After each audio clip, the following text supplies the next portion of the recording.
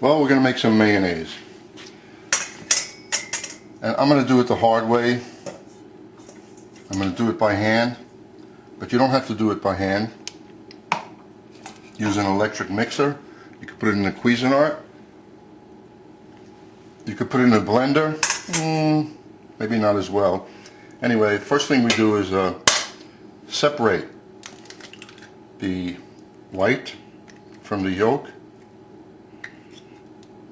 The lemon juice is already in there. The amount that I'm using will be listed.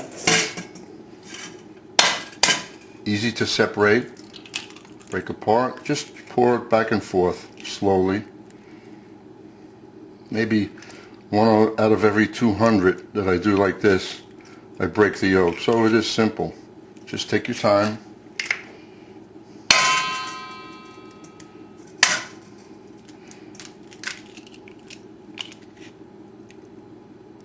And this mayonnaise, it's important to make your own mayonnaise, because from this you'll be able to make all of those creamy mayonnaise based dressings, so you don't have to buy store-bought stuff anymore. Saves you money, but more importantly, you don't have all those additives that are doing what to the system. We don't know. Anyway, that's the first step. There's the eggs. Of course, don't throw the egg whites out. You can have yourself a nice egg white omelet. If you're making a cake with meringue, there's your egg whites. So it's no reason to throw it out. Okay. I put a damp rag underneath this so it won't slide. Unless you have somebody else working with you who can hold it for you. But usually that's not the case. I just whip the egg yolk up a little bit. Now, you have to drizzle the olive oil, or use your favorite oil. But I'm using olive oil. It's my favorite oil. Drizzle it. Drip, drip, drip. And once we get halfway through, we'll be able to pour it a little faster. But we don't want it to break. That's why you just do it slowly. As long as you feel it thickening, then you know you're doing the right thing. Very similar to making hollandaise sauce. The difference is you're pouring clarified butter into cooked egg yolks. This will work much faster in the Cuisinart, or if you're using a hand mixer. And it's all in the wrist.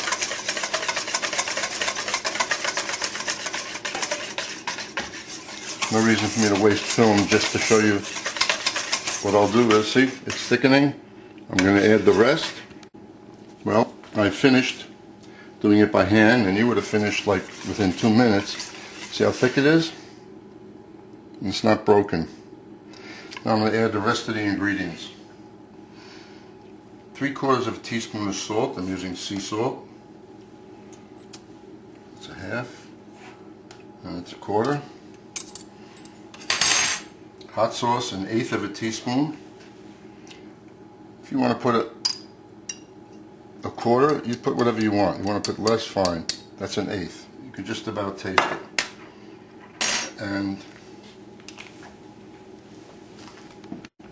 2 tablespoons of vinegar.